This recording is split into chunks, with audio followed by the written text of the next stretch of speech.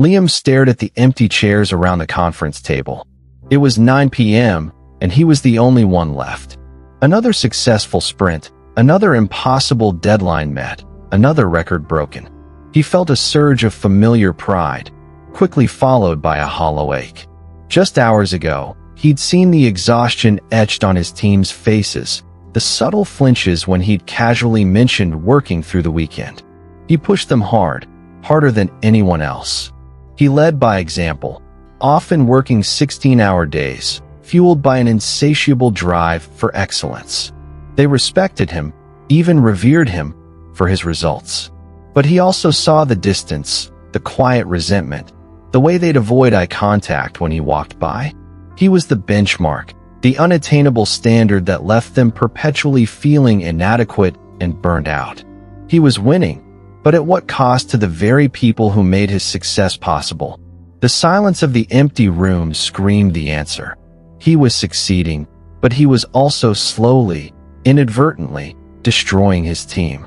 We are often told that success demands sacrifice, that leadership requires pushing boundaries, and that setting high standards is the key to achievement. But what happens when the very drive that propels us to the top begins to cast a long, damaging shadow on those around us? When our relentless pursuit of excellence inadvertently creates a culture of exhaustion and quiet resentment. This isn't a story of malicious intent, but of a subtle, insidious byproduct of ambition, a silent wound inflicted by a leader who is too focused on the destination to see the toll on the journey. It's the existential pain of realizing that your personal triumph might be built on the quiet suffering of others, and that the very admiration you seek comes with a heavy price of isolation. Join us as we explore this profound paradox and discover how ancient wisdom offers a compassionate framework for navigating the complexities of leadership, not to diminish ambition, but to redefine success and find a path towards a more sustainable, empathetic, and truly impactful way of leading. Anya was a prodigy in the tech world. From her early days as a junior developer, her brilliance shone through. She coded faster, debugged quicker, and innovated with a fearless creativity that left her peers in awe. She was the first to arrive, the last to leave, often pulling all-nighters to perfect a line of code or solve a seemingly insurmountable problem. Her dedication was legendary, her work ethic unparalleled. She quickly rose through the ranks, becoming a team lead, then a department head, and eventually, the CTO of a rapidly growing startup. Her vision and relentless drive were instrumental in the company's meteoric rise. Her team adored her at first. They were inspired by her passion, her seemingly boundless energy. They tried to emulate her, staying late, pushing themselves to match her pace. Anya, in turn, believed she was setting an example, showing them what true commitment looked like. She'd often say, "If I can do it, you can too." She genuinely believed in their potential, and she pushed them because she saw greatness in them. She was a mentor, a coach, a leader who expected nothing less than their absolute best, because that's what she gave. However, as the company scaled and the pressure mounted, Anya's pace became unsustainable for most. Her 16-hour days became the unspoken expectation. Her weekend work became the norm. She'd casually send emails at 2 a.m., expecting responses by morning, not realizing the ripple effect on her team's sleep and personal lives. She'd praise their efforts, but always with a subtle undertone of "you could do more." She'd celebrate their successes, but immediately pivot to the next, even bigger challenge, leaving little room for rest or reflection. The team's initial admiration slowly morphed into a quiet exhaustion. They respected her, yes, but they also feared her unspoken expectations. They started to burn out. Sarah, a talented senior engineer, began having panic attacks. Mark, a usually jovial developer, became withdrawn and irritable. They stopped collaborating as freely, each person focused on simply surviving Anya's relentless pace.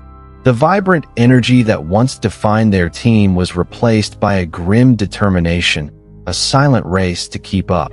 They delivered exceptional results, but at a personal cost that was becoming increasingly evident. Anya, immersed in her own relentless pursuit of the next milestone, initially didn't notice.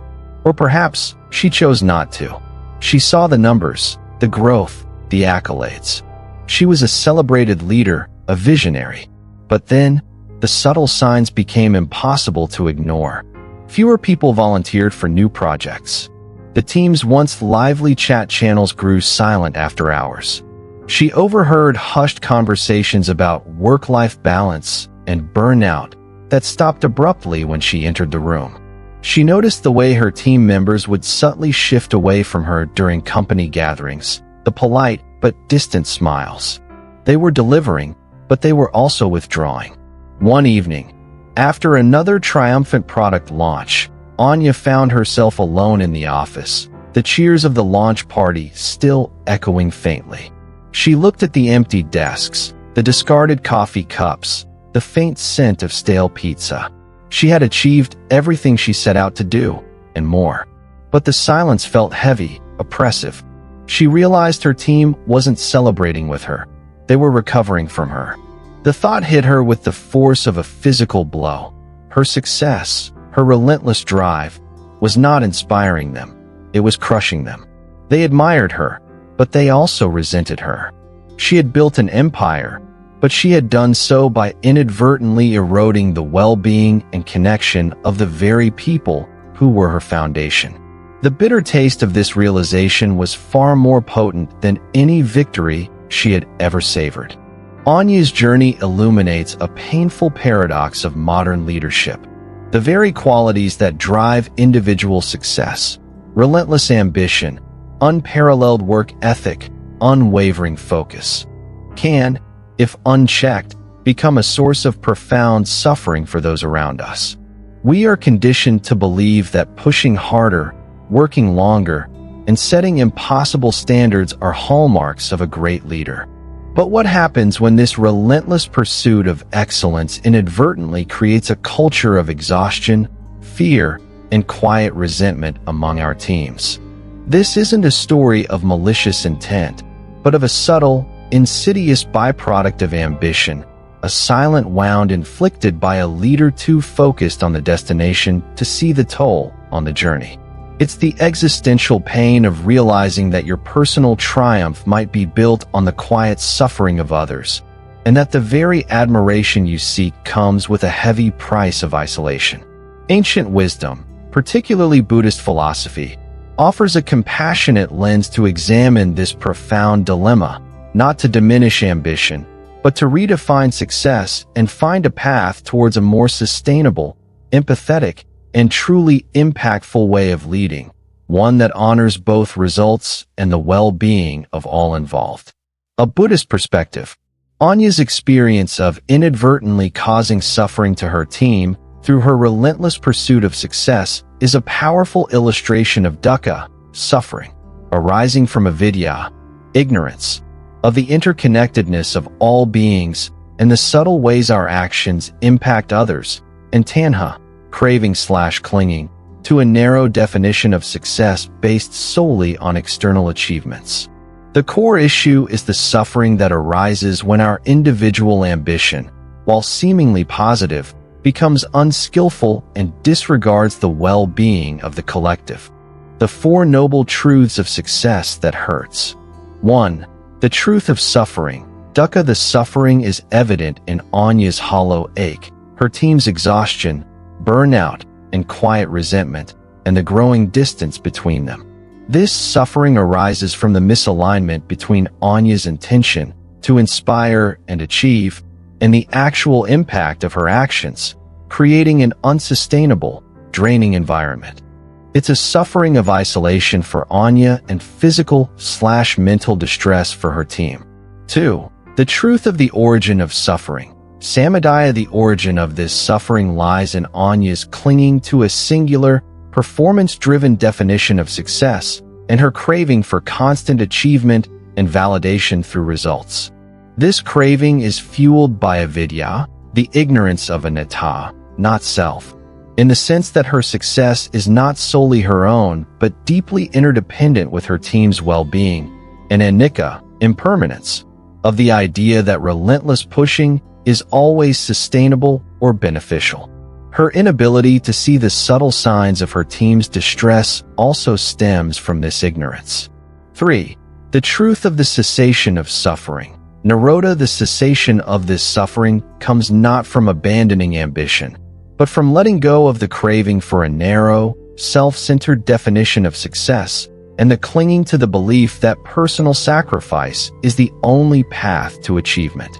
It comes from embracing a more holistic understanding of success that includes the well-being of others, and from cultivating upekkha, equanimity, a balanced mind that can hold both high standards and deep compassion. 4.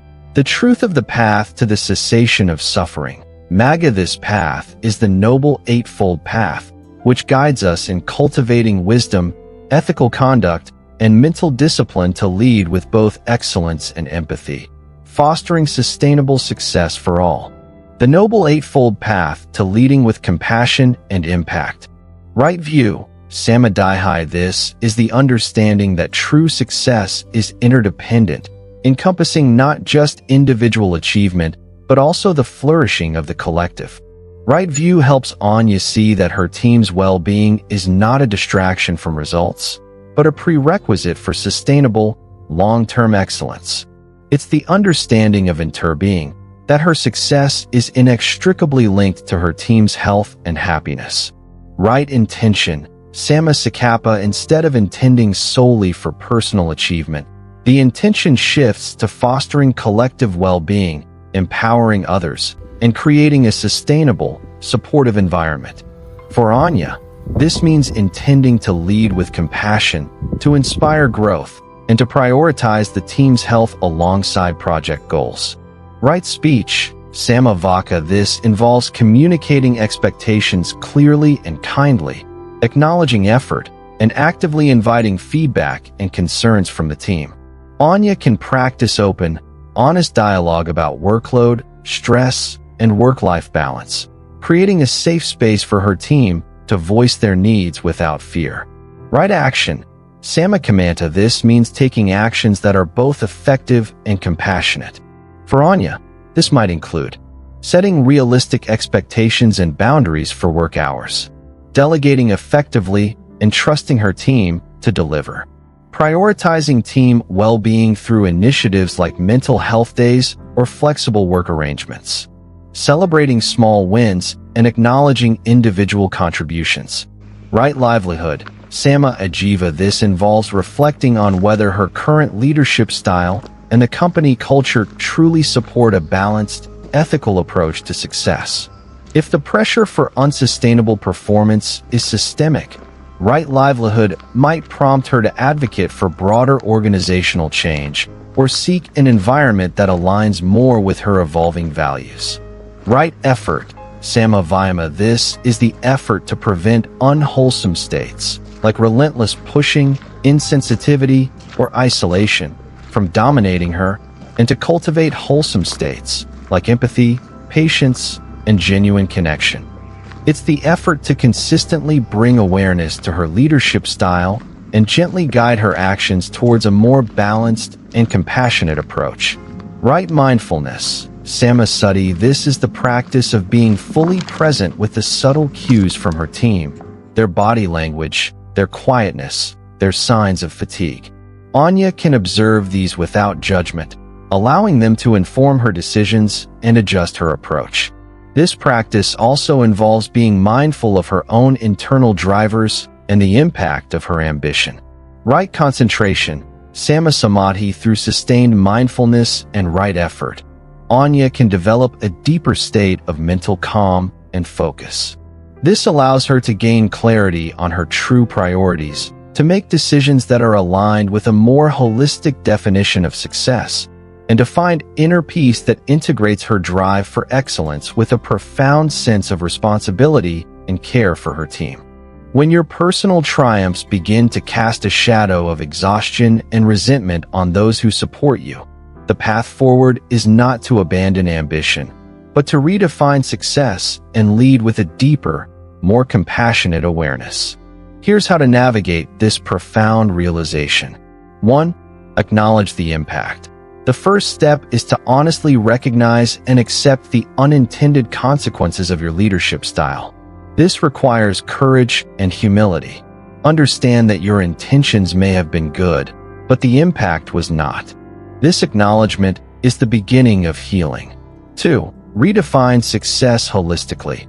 Expand your definition of success beyond mere metrics and personal achievements. Include the well-being, growth, and flourishing of your team as integral components of your leadership success. True leadership creates an environment where everyone can thrive, not just survive. 3. Practice empathetic leadership. Actively cultivate empathy in your daily interactions. This involves active listening. Truly hear your team's concerns, fears, and aspirations without interrupting or immediately offering solutions. Walking in their shoes. Consciously try to understand situations from their perspective, acknowledging their workloads and personal lives. Open communication.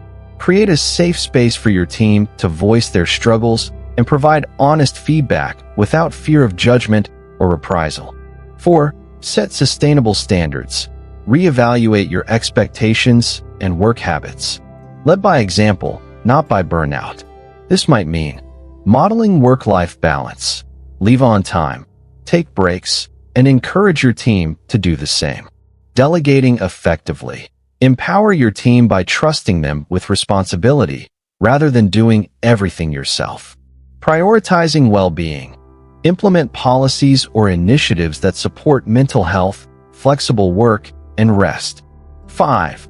Cultivate self-awareness and mindfulness. Regularly reflect on your motivations, your impact, and your internal state. Practice mindfulness to stay present and attuned to the subtle cues from your team and your own body. This helps you catch unsustainable patterns before they cause significant harm. 6. Seek feedback and mentorship. Actively solicit honest feedback from your team, peers, and mentors. A trusted mentor who embodies compassionate leadership can provide invaluable guidance and perspective. 7. Embrace imperfection and growth. The journey of becoming a more compassionate leader is ongoing. There will be missteps. Be kind to yourself, learn from your experiences, and commit to continuous growth. Your willingness to adapt and evolve is a sign of true strength. When the relentless pursuit of your own success inadvertently leaves a trail of exhaustion and quiet resentment among those you lead, what is the true measure of your achievement? Is leadership merely about reaching the summit, or about ensuring that the climb itself is sustainable and empowering for everyone involved?